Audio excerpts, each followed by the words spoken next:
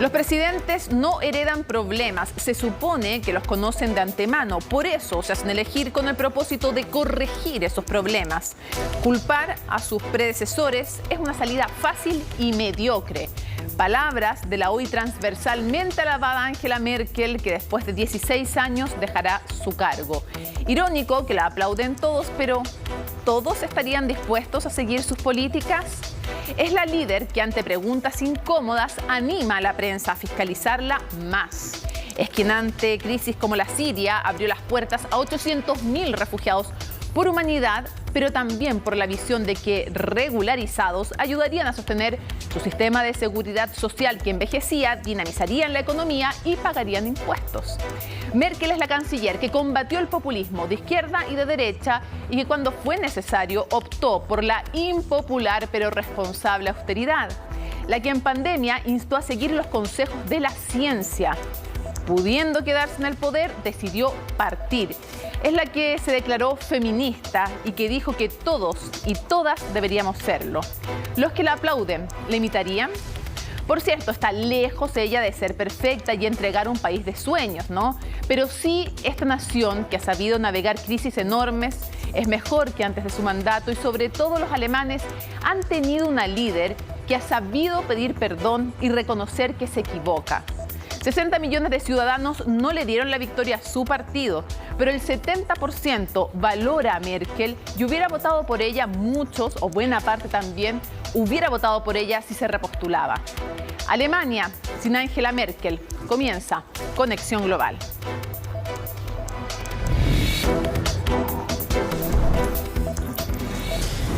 Es bueno revisar un poco más en profundidad los resultados en una democracia parlamentaria. Hay que ver cómo queda un parlamento justamente para saber cómo se conforman los gobiernos. Tienen que tener mayoría y es claro que al menos van a tener que reunirse 3 partidos para aquello y las combinaciones son varias. Pero lo que es claro es que esta merma en los partidos más grandes como la socialdemocracia y también como la CDU de Angela Merkel no llevaron a que los más polarizados ganaran, sino una fragmentación, podría decirse de alguna manera, en el centro. Entonces, los socialdemócratas triunfan en las elecciones generales con 25,7% de los votos y derrotan entonces a la conservadora Unión Cristiano-Demócrata o Democracia Cristiana Alemana, que allá es de derecha, una derecha bastante distinta también a la que conocemos en otros países, con un 24,1%. Entre los dos suman 402 bancadas, así es que podrían en teoría unirse a hacer un gran pacto, pero la verdad es que lo más probable, se dice, es que las conformaciones sean otras, con los liberales y los verdes que ya están entre ellos conversando, como lo han dicho sus propios líderes. ¿Qué ha pasado entonces con los otros dos partidos? Tenemos primero a los verdes, que terminaron entonces terceros con 14,8%, que es el mejor resultado de su historia, seguidos entonces por los liberales, 11,5%. Liberales entonces que sería muy difícil de clasificar, no podríamos clasificarlos como la derecha en Chile, por ejemplo, porque son muy liberales en lo económico, muy liberales también en lo valórico. Una de las razones, dicen bastantes personas, para que los jóvenes también votaran por ellos. También el cambio climático les sirvió mucho a los verdes para movilizar a nuevos votantes. Y más atrás entonces quedó la derechista Alternativa para Alemania con un 10,3%, baja de lo que tenía anteriormente. Y la izquierda, así se llama, no estoy hablando de la izquierda como todo un grupo, sino que el partido que se llama La Izquierda, son de una izquierda más radical, entonces quedaron con un 4,9%, por debajo del 5%, que es el umbral para poder seguir existiendo. Pero, ¿cómo logran mandatos directos, logran escaños directos? Eso los salvó de la desaparición. Y luego un escaño entonces el resto de los otros partidos, que suman 8,7% de los votos. Estos resultados y más los vamos a analizar en profundidad junto a Nicole Geise. Ustedes la recordarán porque ya trabajaba con nosotros también en CNN Chile. Así que, Nico, es un agrado tenerte entonces desde Alemania. Qué gusto, periodista chilena en Alemania, trabajando además allá. Muchas gracias por acompañarnos. Hola, Mónica, ¿qué tal? Un gusto, muy buenas noches. A ver, lo primero que queremos preguntarte es cómo tomaron los alemanes desde el punto de vista de la sorpresa o no, y desde el punto de vista del agrado o no estos resultados. Sí, la verdad es que han sido unas elecciones bastante interesantes y sorpresivas también. Y bueno, para los alemanes se termina esta era, 16 años de Angela Merkel, y hay bastante ansiedad también y curiosidad de lo que viene ahora. O sea, hay un cambio liderazgo importante y sí, fue asombroso de que ningún partido sacara más del 30%, que es lo que siempre había ocurrido en la historia alemana, y de que ahora el futuro gobierno, la próxima coalición, se defina entre estos 4 partidos. ¿Cuánta incertidumbre crea en Alemania y cómo lo ven los actores económicos también el hecho de que probablemente en varias semanas o tal vez varios meses no vamos a saber cómo se conforma, con qué partido se conforma la coalición y con qué condiciones además? Exacto, o sea, los mismos políticos acá han dicho de que antes de Navidad no se puede esperar con un nuevo gobierno, o sea, se espera que esto dure varias semanas, incluso meses, y bueno, y se espera que no se repita el escenario de las últimas elecciones. Recordemos que en 2017 se demoraron 6 meses en formar esta gran coalición entre la SPD y la CDU, pero que para este año ya se ha dicho que no es lo que se está buscando. Los mismos partidos durante la campaña ya han dicho que no es la coalición que esperan formar, y es por eso que es tan importante ahora el partido de los liberales y los verdes. Pero sí, desde la Unión Europea también han dicho de que esperan que se pueda formar luego un gobierno alemán, pero mientras tanto va a seguir estando Angela Merkel y su gobierno al mando, entonces no genera más incertidumbre. Perfecto. Ahora, ¿cómo toma el triunfo de la socialdemocracia la Unión Europea y los distintos países, los medios internacionales, Nicola, ya en Europa? ¿Cómo lo están recibiendo? ¿Te refieres al éxito de la socialdemocracia? Exactamente, sí. Sí, o sea, fue bastante sorpresivo porque el partido ha estado en el suelo durante estos últimos meses, incluso años. Ni ellos esperaban un resultado tan bueno, y se dice en parte de que es gracias al candidato Olaf Scholz, de que muchos votaron por este partido, a diferencia de la CDU, donde ha sido históricamente un partido mucho más sólido y fuerte, y por su candidato Armin Laschet se dice que el partido perdió muchos votantes. Bueno, para la SPD entonces el candidato le sumó votantes y sí, se lo tomaron con gran alegría, pero como mencionaba al principio, ningún partido obtuvo más del 30% y la SPD solamente obtuvo 2 puntos más que la Unión, y todavía hay posibilidades de que la SPD se convierta en oposición. O sea, también ha pasado en la historia alemana de que el partido más votado finalmente pueda terminar siendo oposición si es que no logran llegar a una coalición. Por eso es tan importante las negociaciones que se están viendo durante estos días. ¿Cómo describirías, Nicole, que fue esta campaña en cuanto a su tono, a su carácter, pero también a los temas que dominaron la campaña? Bueno, más allá de la pandemia, uno de los temas principales fue el cambio climático, y es por eso que se decía que era una oportunidad histórica para el Partido de los Verdes, que tenían muy buenas condiciones para, o sea, al principio del año incluso se decía de que era posible de que o Robert Habeck o Annalena Baerbock sean la sucesora o la sucesora de Angela Merkel. Por eso, claro, ha sido el mejor resultado en la historia del Partido de los Verdes, pero al mismo tiempo es una derrota porque ellos se imaginaban un mucho mejor resultado. Y durante la campaña empezamos a ver cómo el Partido de los Verdes empezó a tener una polémica tras otra. La candidata Annalena Baerbock también cometió varios errores personales de los que ella personalmente pidió disculpas. Y bueno, vimos viendo cómo iba bajando el Partido de los Verdes, y la socialdemocracia, que desde el año pasado, hace ya un año que habían anunciado a Olaf Scholz como su candidato al ministro de Finanzas, logró mantenerse muy estable a pesar de la incertidumbre al interior del partido y del desequilibrio que hay al interior del partido. Él sí logró mantener una estabilidad con una personalidad muy parecida también, yo diría, a la de Angela Merkel, muy sereno, no cometía errores, hablaba lo justo y necesario.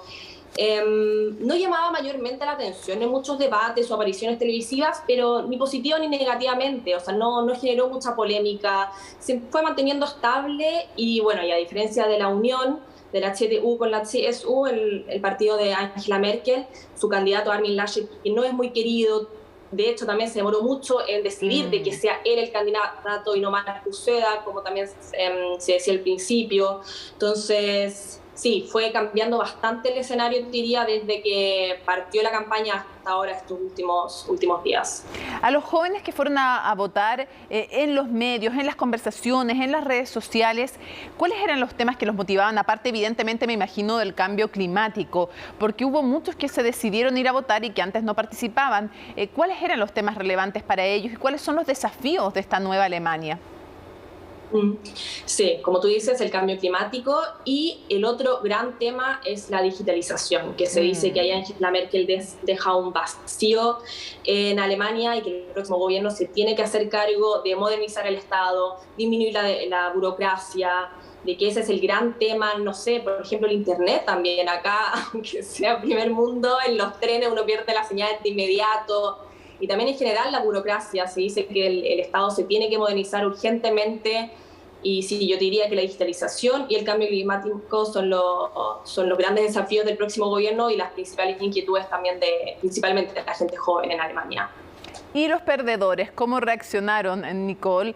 Porque uno comienza a prever, siempre que hay derrotas comienzan las pasadas de cuenta. O sea, en la democracia cristiana alemana uno puede prever de inmediato el partido de Angela Merkel, que comienzan de inmediato las pasadas de cuentas a quién era el candidato, las pugnas internas. También está cómo reaccionan entre ellos los liberales y los verdes. ¿Cómo se ven entonces a los que no son los triunfadores? Sí, el lunes era curioso, eran los titulares en todos los diarios como quiénes son realmente los vencedores y perdedores de esta elección, porque, como te mencionaba, si bien la SPD fue el partido más votado, todavía hay opciones de que se convierta en oposición, aunque ya con estos días se ha esclarecido un poco el escenario y probablemente sea Olaf Scholz. Pero claro, tanto la FDP como los verdes, que son los partidos más chicos, son ellos los que van a definir ahora el gobierno alemán y son ellos los que tienen el poder en este minuto. Se les dice acá los Königsmacher, que son como los partidos que van a proclamar al próximo rey. Se dice como son ellos los que en este minuto tienen la decisión y el poder de definir con quién quieren gobernar, si con la Unión o con la SPD. Y sí, por una parte serían un poco los perdedores, pero por otra parte son los que sí o sí van a formar gobierno y son los que están ahora liderando las conversaciones para formar o una coalición Jamaica con la CDU o una coalición semáforo con la SPD. Claro, por los colores característicos además de cada uno de estos partidos que son iguales a las banderas banderas o elementos que tú haces alusión. Para cerrar, una curiosidad, la campaña en Alemania, ¿qué tan importantes son los debates? Y lo otro, se ve más en redes sociales, ponte tú, no sé, cuando cubrimos las elecciones en Brasil, el uso de WhatsApp y de círculos cerrados de WhatsApp era impresionante, además con distorsión gravísima de la información. ¿Cuáles son los medios más usados en Alemania? Se ven, no sé, muchas pancartas en la calle, volanteo, redes sociales. ¿Y qué tan claves son los debates? ¿Cómo lo viste tú? Sí, a diferencia de Sudamérica, acá es mucho menos todo lo que es por redes sociales o WhatsApp, apenas llegan cadenas o en las redes. Los alemanes por lo general tampoco usan mucho las redes sociales, Instagram, Twitter, es todo más por sí, diarios, medios online, revistas, pero no se discute tanto a nivel por las redes y digitalización, y pancartas también se ven mucho menos que en Chile. Eso llama mucho la atención. ¿Y los debates? Sí, los debates sí, han sido importantes, evidentemente. Sí, o sea, yo te diría que ahí es relativamente parecido a como es en otros países. O sea, los debates son importantes y todas las apariciones en los medios, pero es todo muy... las apariciones en televisión y todo son entrevistas generalmente mucho más cortas, es todo mucho más preciso, no se da espacio para que, o sea, obviamente para que se explayen, pero da la impresión de que acá las noticias en general, por ejemplo el noticiario Prime, son 10 minutos en las noches, como que todo es mucho más preciso y más resumido que en Chile, por ejemplo. Al grano también y con información chequeada y contrastada, que bueno, que haya menos uso entonces de lo que mencionábamos, por ejemplo, grupos cerrados de WhatsApp, donde no hay cómo contrastar, ni siquiera para un servicio electoral, la veracidad o no de las informaciones. Nicole Geise, muchísimas gracias por habernos acompañado desde Alemania. Un abrazo. Nos vemos, estén bien. Te echamos de menos, vuelve luego. Y ustedes igual. Chao. Y nos vamos con la nota que preparó, yo creo que de nuestro equipo, quien más sabe de Angela Merkel, la ha seguido su trayectoria, le interesa mucho, estudia en Alemania, estudia la política también alemana. Jacinta Molina recorre la época de Angela Merkel. El 22 de noviembre de 2005, Angela Dorothea Kastner hacía historia, conocida en el mundo político como Angela Merkel tras tomar el apellido de su primer marido. Ese día se convirtió en la primera mujer en llegar a la Cancillería alemana. So wahr mir Gott helfe. Empezaba así la era Merkel, un periodo marcado por varias crisis que esta física conservadora, hija de un pastor luterano, criada en la Alemania Oriental, tuvo que sortear al mando de la primera economía de Europa. Una de las más determinantes empezó con la crisis subprime en 2008. Sus efectos llegaron al viejo continente rápido. La deuda de los países de la Unión Europea empezaba a crecer. Con Grecia al borde de la quiebra, Merkel sabía que no solo el euro corría peligro. Europa fracasa cuando el euro fracasa. Europa gana cuando el euro gana. La canciller aboga por el rescate de Grecia, pero a cambio el país tiene que reducir drásticamente su gasto público. Las medidas de austeridad se extienden a España, Portugal e Italia. El malestar hacia Merkel se siente en el sur de Europa.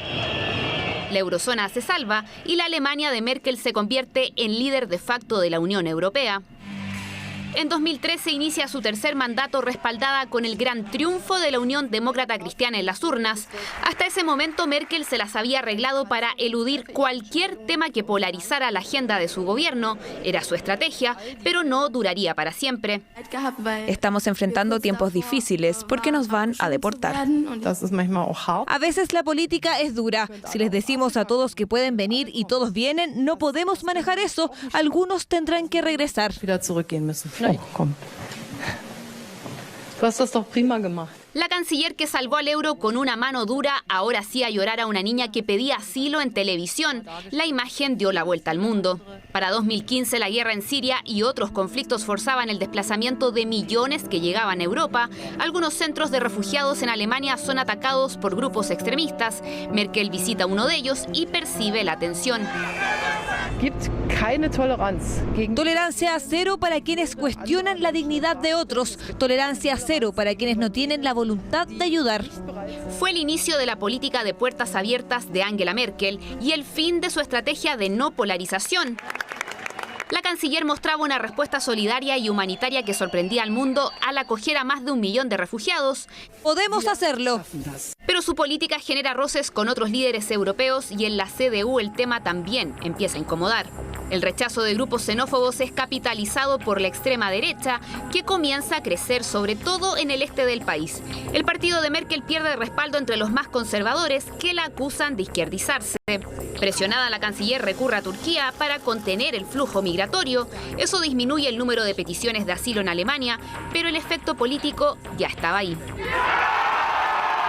Tras las elecciones de 2017, por primera vez desde la Segunda Guerra Mundial, un partido de extrema derecha llega al Parlamento Federal. El tsunami fue tal que Alternativa para Alemania se convirtió en la principal fuerza de oposición. Casaremos a la señora Merkel o a cualquiera y recuperaremos a nuestro país y a nuestra gente.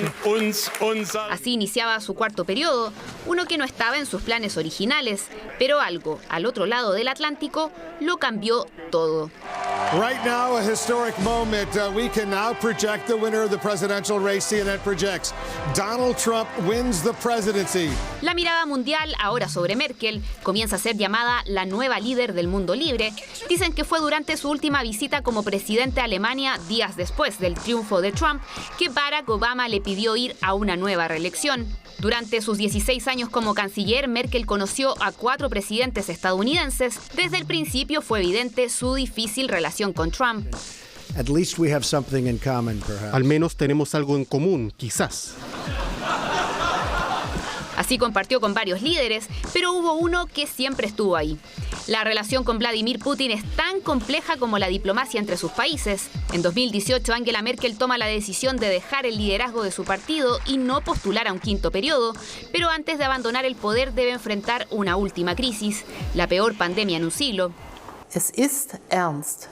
Esto es serio, tómenselo en serio. Nunca nuestro país había enfrentado un desafío que requiriera nuestra solidaridad, ni durante la reunificación ni en la Segunda Guerra.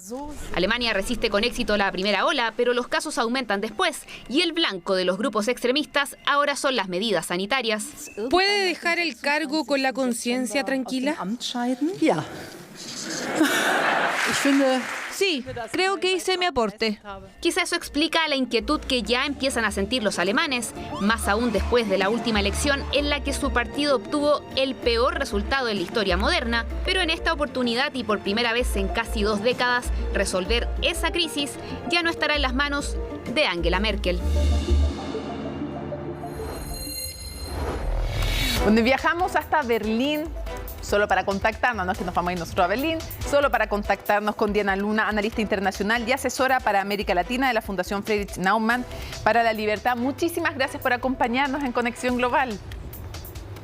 Muchas gracias, Mónica. Saludos desde Berlín. A ver, lo primero que quisiera preguntarte es cómo se explica que Angela Merkel, hemos recorrido recién una estupenda nota de Jacinta Molina, su trayectoria, sus hitos más importantes en su gobierno, pero cómo se explica que ella sea más popular que su partido, que finalmente no fue favorecido con la mayoría de las votaciones, sino que terminó segundo? Bueno, yo pienso en 3 razones. La primera es que su partido ha estado muy dividido. La forma en la que se decidió quién iba a ser el candidato para Angela Merkel no fue una decisión democrática, no fue una decisión que se tomó de base, sino fue una decisión que tomó la mesa directiva y que le ha costado mucha popularidad. Otra tiene que ver, la segunda razón, el propio candidato. Armin Laschet es un candidato con poca carisma, si bien tiene mucha experiencia a ser el ministro del estado más grande de Alemania, Nordrhein-Westfalen. La gente no ve en él una persona de confianza. Y 3, yo creo que también parte de eso es que Angela Merkel se distanció por mucho tiempo de la campaña política. Ella apenas hace 3 semanas comenzó a pedirle a los alemanes el voto por Armin Laschet, y esto es criticado dentro de su propio partido, el no haber apoyado y preparado a un sucesor. Esto va a ser parte del legado que los historiadores estarán analizando sobre el rol de Angela Merkel como líder del partido de la Unión Cristiano-Demócrata. ¿Cuáles dirías tú que son las características más relevantes que ella ha mostrado como líder, en lo positivo y en lo negativo, pero sobre todo pareciera haber consenso en valorarla como líder? Incluso quienes no votaron por la democracia cristiana la valoraban muy bien como liderazgo. ¿Cuáles son esas claves como líder? Angela Merkel es sin duda la canciller que sabe enfrentar, lidiar y proponer soluciones frente a las crisis. Hemos visto que dentro de sus 4 legislaturas ella se enfrentó a 4 crisis claves. 1, la crisis financiera, que también se dio una crisis del euro. 2, vimos también la crisis de Fukushima, el querer dejar de utilizar energía nuclear, pero también vimos en el 2015 la crisis migratoria, donde entre 2015 y 2016 más de 1 millón de refugiados, la mayoría provenientes de Siria, llegaron a Alemania. Y por último, la crisis de la pandemia. Y en estas 4 crisis, Angela Merkel logró presentar una solución. Es una mujer de consensos, es una mujer moderada, es una mujer astuta y muy pragmática en el sentido positivo. Pero también hay que decir que Angela Merkel no es una persona que quiere reformar, que quiere modernizar al país, y le hace falta hasta cierto punto una visión estratégica de hacia dónde llevar a Alemania, y eso es parte de las razones por las que los partidos pequeños como los liberales y los verdes han obtenido un muy buen resultado, en especial con las juventudes, con los jóvenes que por primera vez votaron y con los menores de 30 años. Ahora, no es una mujer especialmente carismática, sin embargo terminó ganándose el cariño de los alemanes por otras cosas, por ejemplo, el tema de la austeridad, el tema de la sencillez, el reconocer errores, que no es tan habitual entre los líderes mundiales, ¿no? Sí, Angela Merkel es muy aprobada por los alemanes porque ella desarrolló su propio estilo de carisma. Sí, no es un líder carismática, populista, pero es una líder calmada, claro, que parte de su educación. Ella es una física, entonces ese ha sido mucho del enfoque que ella ha entrado en la política, siempre observando los problemas, analizándolos con cierta distancia, no reaccionando. De hecho, ella es una antítesis al canciller anterior, y que era muy colérico, que mostraba muchas emociones, y eso en tiempos de crisis es muy valorado. Alguien que es calmado, que tiene un objetivo y que al final consensúa.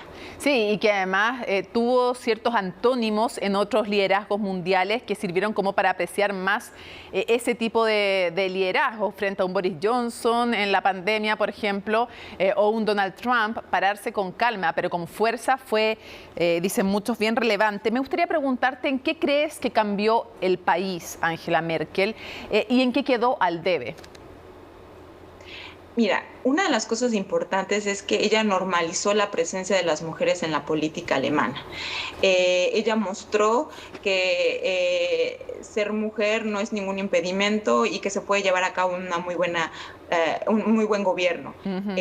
Sin embargo, también en Alemania se habla mucho que se pudo haber hecho más, porque en Alemania el nuevo Parlamento solo va a tener 30% de diputadas. Pero en general yo podría decir que lo que más le faltó a Angela Merkel, lo que le debe es una gran modernización en temas de modernizar el sistema de pensiones, el sistema social y en llevar a Alemania a esta nueva era de la digitalización. Eso, la pandemia. Sí, se plantea, Diana, justamente la tecnología como uno de los grandes debes de la época de Angela Merkel, que un país tan exportador y tan de vanguardia en muchas cosas como lo es Alemania, en tecnología tiene un debe importante. Sí, ese es uno de sus principales déficits porque que va también muy de la mano con una alta burocracia. En Alemania es muy difícil llevar a cabo, poner una empresa. Cada vez las voces de las pymes, de las pequeñas y medianas empresas son más críticas y que están también pensando la posibilidad de poder poner su negocio en otras partes como en otros países como en República Checa, y la digitalización es un gran problema. Dicho eso fue parte por lo cual los jóvenes que viven en este mundo de la digitalización esperan del nuevo gobierno que apoye más el uso de la tecnología, pero también que modernice el aparato público. ¿Cómo ves el futuro de Angela Merkel? Porque algunos apuestan a que va a haber una pausa solamente en la política, en la vida de Angela Merkel, pero que va a seguir teniendo un liderazgo importante, tal vez internacional, apuestan algunos, la ONU, dicen otros. ¿Qué crees tú? Lo primero que sabemos es que Angela Merkel va a estar como canciller en funciones hasta que se forme un nuevo gobierno. Muchos dicen que Navidad, pero puede ser hasta 7 meses, 8 meses. Angela Merkel realmente, hay que decirlo, tiene niveles de aprobación más altos en el extranjero que en su propio país. Así que yo creo que especular viendo a Angela Merkel en foros internacionales como Naciones Unidas, creo que sería algo que ella haría y me imagino que sobre todo en temas de cambio climático es algo en donde ella quisiera dejar su legado. Lo que ella dice es que va a necesitar un tiempo de reposo y de descanso y que va también a preguntarse cuáles son sus hobbies, sus pasatiempos favoritos, porque dice que hace mucho tiempo que dejó de llevarlos a cabo. Sí, dice que no lee hace muchísimo tiempo, novelas y otras cosas que le gustaría también leer. Para cerrar brevemente, Diana, ¿por qué no siguió Angela Merkel? ¿Podría haber seguido? ¿Fue una decisión acertada, crees tú, o no haberse retirado? Fue una decisión muy acertada. Creo que si Angela Merkel hubiera estado hoy en la papeleta, no estoy segura que ella hubiera ganado. Hemos visto que el sistema político alemán ha tenido un terremoto político en estas elecciones porque la gente busca este cambio de paradigma, especialmente los jóvenes que nacieron bajo el gobierno de Merkel y es la única canciller que conocen estos 16 años. Entonces fue una decisión muy consensuada. Y algo hay que decir, Angela Merkel siempre ha olido muy bien la opinión pública. Ella sabe cuándo hay que decidir, cuándo hay que salirse, y ella sabe que su legado ya está hecho y que superó a cualquier canciller en el gobierno, y también es el momento de irse con la popularidad más alta. Mejor irse cuando la fiesta está buena que al final cuando ya está todo más complejo, absolutamente. Muchas gracias por haber conversado con nosotros. Ha sido un gusto tenerte en Conexión Global. Muchas gracias, Mónica. Saludos. Nos vamos entonces a la pausa y regresamos con más.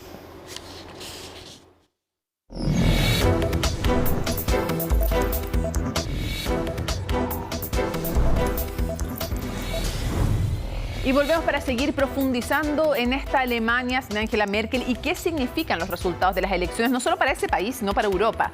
Hagamos un comparativo entonces, pongamos en contexto. Si comparamos Alemania con Reino Unido y con Chile, puede ser una buena perspectiva. Habitantes, 83 millones, 67 en el caso de Reino Unido, y Chile, sabemos que estamos cerca de los 20. Superficie es ni la mitad, en todo caso, que es menos de la mitad de Chile, es más grande que Reino Unido. El ingreso per cápita es de 47.733, lo sabemos, como siempre lo decimos.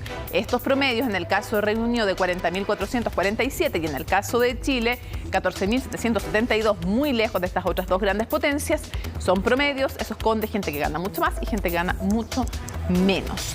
Pobreza, 14,8% en el caso de Alemania, 18,6% en el caso de Reino Unido, 10,6% si hablamos de Chile. Pero esto no incluye, cuando hablamos de pobreza, cómo se enfrenta la gente que está en pobreza en estos países también, porque evidentemente la cobertura de los sistemas sociales, de ayuda, de respaldo, es muchísimo más fuerte en salud, en educación y en otras prestaciones en los casos de Alemania y Reino Unido, por más que en las cifras tenga mayor cantidad de pobres.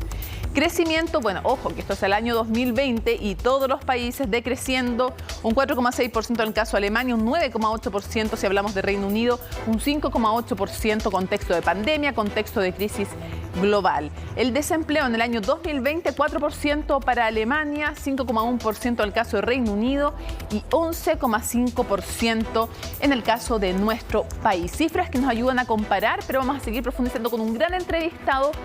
¿Qué significan estas elecciones? ¿Qué significan no solo para Alemania, sino para la socialdemocracia europea, para el proyecto de la Unión Europea y más? Es lo que vamos a seguir analizando.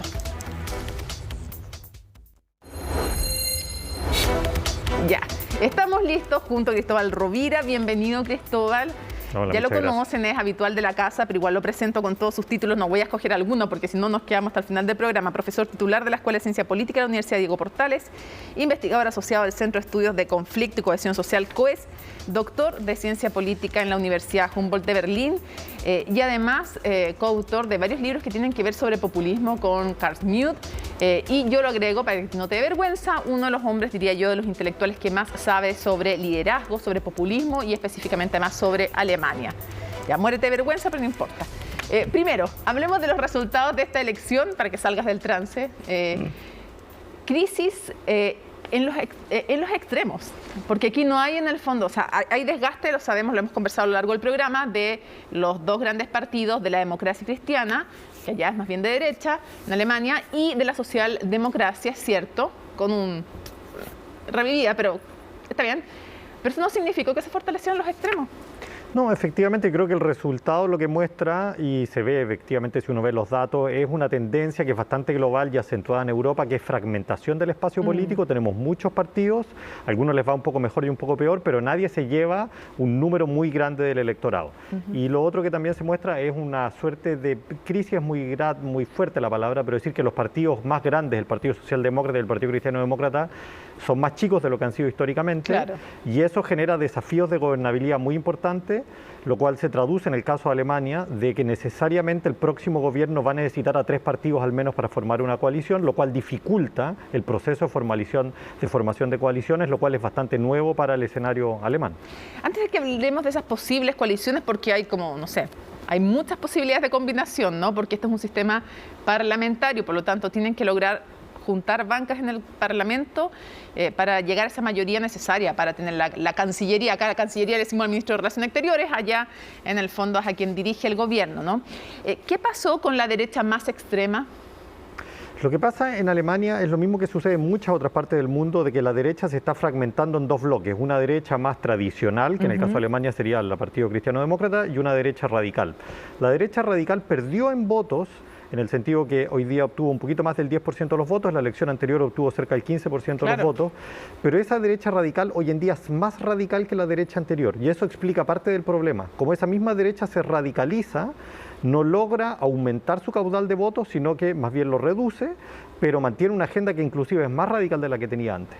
Y la derecha tradicional tiene un gran problema, porque sobre todo lo que le pasó en Alemania, pero pasa en otras partes, es que no supo posicionarse. A veces trataba de acercarse a esta derecha radical, a veces trataba de acercarse hacia el centro, pero nunca quedó muy claro qué es lo que realmente estaba ofreciendo el Partido Cristiano Demócrata. ¿Por qué había que votar por ese partido en relación a los otros? Y ese es uno de los motivos, no es el único, por el cual el Partido Cristiano Demócrata fue muy castigado. Ahora, claro, es una democracia cristiana la alemana que está puesta en la derecha, pero que es súper progresista en muchos temas comparado con la realidad chilena, Cristóbal, que cuesta entender que eso es derecha ya, digamos, es otra lógica. ¿Y qué pasó con la derecha la izquierda? De hecho, se llama la izquierda, los que son más de izquierda, en Alemania. ¿Qué pasó con ellos? Y también, ¿qué pasó con los excomunistas? Claro, el partido de la izquierda, Die Linke, en realidad es una fusión del antiguo Partido Comunista, de la Alemania comunista, con una facción del Partido Socialdemócrata que se escinde del partido. Sí, porque se va. Y ese es el partido que se llama Die Linke, que obtiene justo un pelito bajo el 5% de los votos, pero alcanza a entrar al Parlamento, que es el límite para entrar al Parlamento en Alemania. Claro, porque tiene como varios mandatos, 4 mandatos directos, y por eso se salva de no cumplir el 5%. Pero estuvo al borde de no entrar al Parlamento y obtuvo mucho menos votos de lo que obtenía anteriormente, lo cual refuerza el argumento inicial que tú decías de que esta elección lo que muestra es que los polos, tanto la extrema derecha como la extrema izquierda, no salieron fortalecidos, sino que más bien perdieron. Y eso en parte tiene que ver con que el Partido Socialdemócrata supo perfilar muy bien su agenda, se movió un poquito más hacia la izquierda y tuvo ciertas banderas de lucha que conectaron muy bien con ciertas demandas de la ciudadanía alemana. Eso quería preguntarte, ¿cómo se explica esta resurrección de alguna manera de la socialdemocracia? Porque hace un mes nadie daba un peso porque ellos iban a hacer, aunque fuera estrecho, aunque es por 2 puntos el triunfo, nadie esperaba eso. Yo creo que lo de los 2 puntos es relevante simbólicamente, pero lo más importante es que si uno ve la tendencia, el Partido Socialdemócrata venía cayendo sistemáticamente. La elección anterior sacó bajo el 20%. Exacto. Y ahora sube a este 25%. Entonces marca una inflexión de que se puede recuperar si es que logra desarrollar una agenda interesante. Y aquí me parece importante destacar 2 temas. Uno es que este partido no toma la bandera de inmigración, porque hay ciertas personas que dicen, bueno, como los partidos socialdemócratas para resurgir deberían volverse anti-inmigración, que es lo que no hace. No lo hace. Lo que hace es tomar las clásicas banderas de lucha de la socialdemocracia, temas relacionados a salud, temas relacionados a vivienda y temas relacionados al estado de bienestar. Y simultáneamente tiene un bono, que es su candidato Olaf Scholz, de que las encuestas empezó a despegar, sobre todo por que se veía como la persona que tenía la mayor estatura para convertirse en el próximo primer ministro, y eso obviamente que también favoreció al Partido Socialdemócrata. Y además de las fallas de su contrincante también desde la democracia cristiana, que lo vimos, entre otras cosas, por nombrar algunas, en el fondo cuando son las inundaciones, y él aparece riéndose, conversando con algunos, cosa que le costó varios puntos en la encuesta. Ahora, uno podría prever que este resurgimiento de la socialdemocracia es europeo o trasciende en el fondo. Ya vemos, por ejemplo, 6 países efectivamente en Europa que son comandados sus gobiernos por la socialdemocracia, una socialdemocracia que hace algunos años parecía muerta. ¿Es más allá de Alemania este fenómeno? Yo creo que aquí un fenómeno interesante que se dio en Alemania que podría replicarse en otras partes tiene que ver con la pandemia. El efecto de la pandemia, y tú lo conversabas en un inicio, ha sido una crisis económica gigantesca, y eso obliga a hacer un giro en el tipo de políticas económicas. Y todos los países hoy en día están haciendo políticas más keynesianas, por así decirlo, más bien de centro-izquierda. Y esa es una bandera clásica de la socialdemocracia. Pero por otra parte, la pandemia ha puesto sobre el tapete la necesidad de tener un estado de bienestar robusto, sobre todo en temas como salud. Entonces, hoy en día, si nosotros vemos las encuestas, por ejemplo, en Europa, la inmigración no es la preocupación número 1, como era hasta hace un par de años atrás, sino que son temas mucho más relacionados a la agenda clásica de la socialdemocracia. Le hace sentido a la gente, hay una coherencia ahí. Entonces, parte de esto se debe por un giro en la agenda pública, pero por otra parte, los partidos socialdemócratas tienen que saber aprovechar eso. Claro. Y eso es lo que sucedió en Alemania, esa conexión. Por lo tanto, para responder a tu pregunta, yo diría, existe esa oportunidad siempre y cuando los partidos socialdemócratas logren perfilarla de buena manera. Quiero que veamos algunos liderazgos, los 4 principales en el fondo, que entre los que se va a estar conversando esta coalición, ¿no? Y cuán estable va a ser, porque veamos ahí entonces, tenemos primero, lo hablamos en el Partido Socialdemócrata, quien obtiene en el fondo, aunque sea por 2 puntos da lo mismo, pero obtiene la mayor cantidad de asientos en el Parlamento, el ministro de Economía de Alemania y también vicecanciller federal de Alemania. Algunos dirán, pero ¿cómo? Si es opuesto. Bueno, es que durante 3 periodos fueron con la CDU, con el partido de Angela Merkel, fueron socios en el fondo en el gobierno, se necesitaron.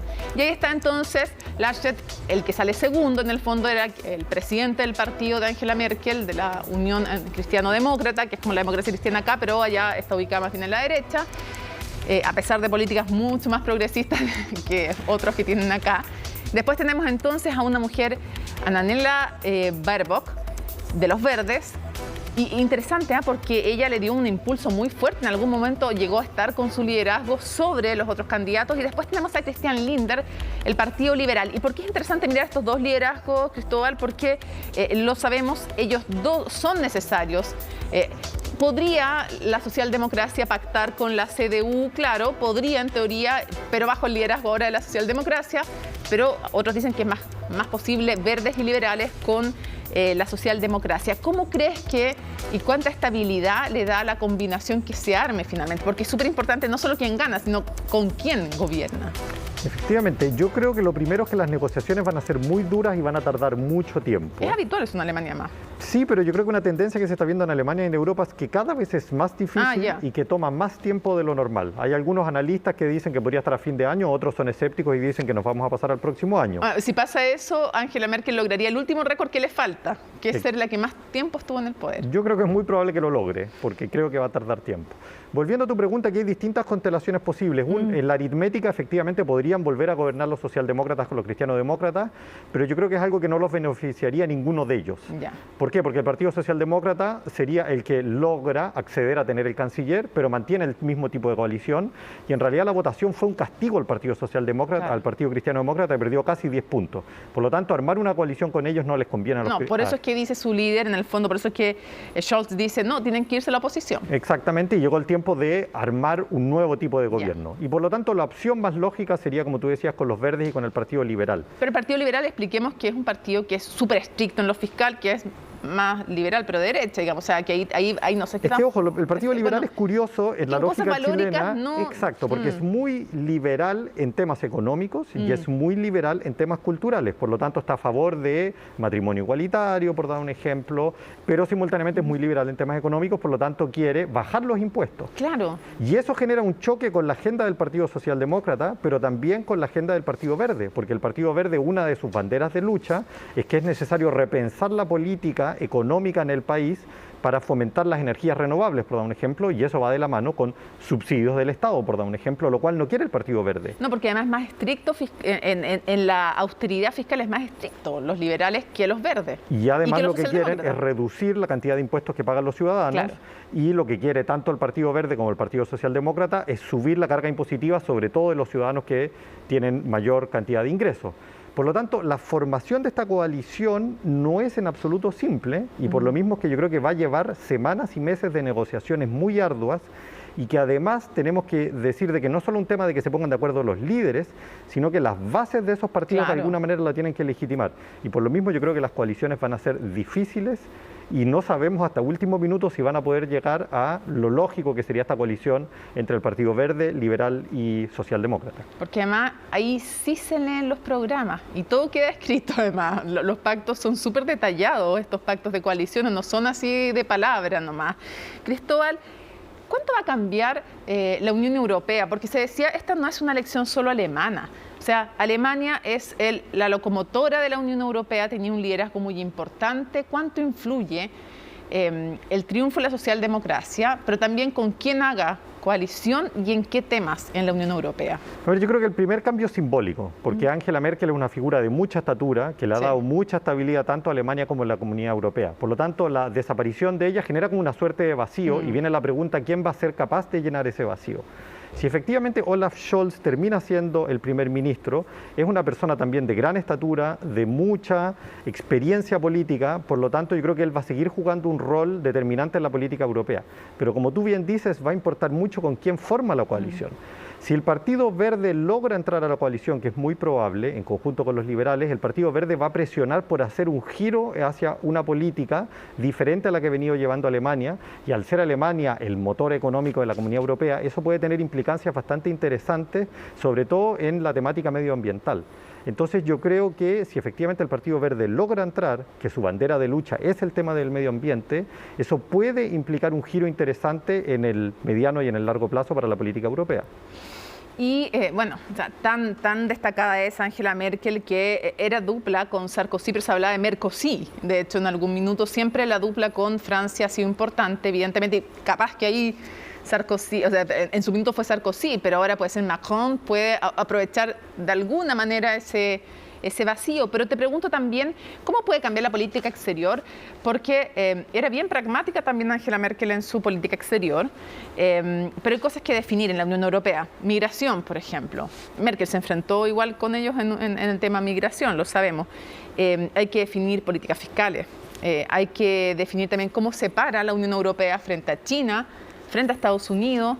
Entonces, mi pregunta es ¿cuánto va a cambiar esa política exterior respecto de la Unión Europea y también respecto a Alemania? Yo creo que cambios gigantescos no son esperables, en parte porque cualquiera de estos partidos, pese a sus diferencias, son partidos que son establecidos y que siguen las políticas más bien a favor de un sistema democrático liberal.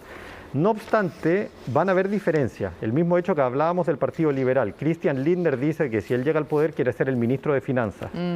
Y él, como tú bien decías, tiene una agenda muy clara de restricción del gasto público y no quiere bajo ningún motivo que haya solidaridad en la deuda europea. Por lo tanto, eso va a generar una tensión entre Europa del Sur y Europa del Norte, que esa es una tensión que ya se experimentó bajo el gobierno de Merkel, pero lo más probable es que con un Ministerio de Hacienda controlado por Lindner y por el Partido Liberal, ese tipo de debate puede aumentarse, por así decirlo. Y respecto a la política exterior más macro, cuál es la relación con Estados Unidos y con China, yo creo que es muy probable y con Rusia, lo más probable es que el Partido Verde se haga cargo del Ministerio de Relaciones Exteriores. Interesante. Y eso también es interesante porque le va a seguir una línea similar a la que traía el Partido Socialdemócrata, que controlaba el partido, el Ministro de Relaciones Exteriores, pero le va a dar énfasis diferente y que nuevamente tiene que ver con parte de enfatizar esta cuestión medioambiental como un criterio de la política exterior. Entonces, insisto, no van a ser cambios gigantescos, pero sí pequeños énfasis que pueden dar márgenes de maniobra diferentes en cómo se articula la política exterior alemana, pero también a nivel europeo. A Putin no creo que le guste mucho a los verdes en la Cancillería. Estoy pensando en el gas ruso, que es muy necesario tras el cierre de las centrales nucleares y que es reemplazado por energías limpias. No sé, aquí todo no es política, es números, es geopolítica, es economía. Súper breve para cerrar. En la relación con América Latina, ¿crees que hay algún cambio? Yo creo que los cambios pueden venir nuevamente por la dirección, por ejemplo, de que es muy probable de que el tema verde juegue un rol trascendental y por lo tanto las relaciones que van a establecer desde el Ministerio de Relaciones Exteriores sea una de las piezas clave. Por lo tanto, el tema de, por ejemplo, energías renovables, yo creo que va a tener un énfasis muy importante, sobre todo porque América Latina es un productor de materias primas, pero también un lugar donde se pueden experimentar políticas medioambientales que sean de otra naturaleza. Pensemos la política del litio en el caso del Chile y otro tipo de políticas de esa similitud. Entonces, yo creo que pueden haber cambios que son interesantes. Cobre, litio también, las energías renovables que tenemos en Chile, también puede haber allí una oportunidad. Temas de derechos humanos también van a ser relevantes y sobre todo laborales, si pensamos en liderazgos como por ejemplo de Jair Bolsonaro en Brasil, no me extrañaría de que un gobierno donde los verdes controlan el Ministerio de Relaciones Exteriores sean más enfáticos en temas de derechos humanos y de crítica hacia tipos de gobiernos de esa naturaleza que atentan contra el sistema de la democracia liberal. Cristóbal Rovira, un gusto, como siempre, un aprendizaje conversar contigo aquí en Conexión Global. Muchas gracias por la invitación.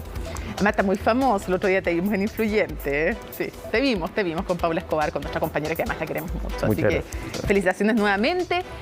Googleenlo, tiene unos libros interesantísimos que revisar, junto a Carl Schmitt, además, muy, muy interesante para hablar de populismo, para leer, para reflexionar, y también sobre los liderazgos, entonces, que emergen en Alemania y que hay que seguir atentamente. Nos vemos entonces en un próximo Conexión Global. Chao.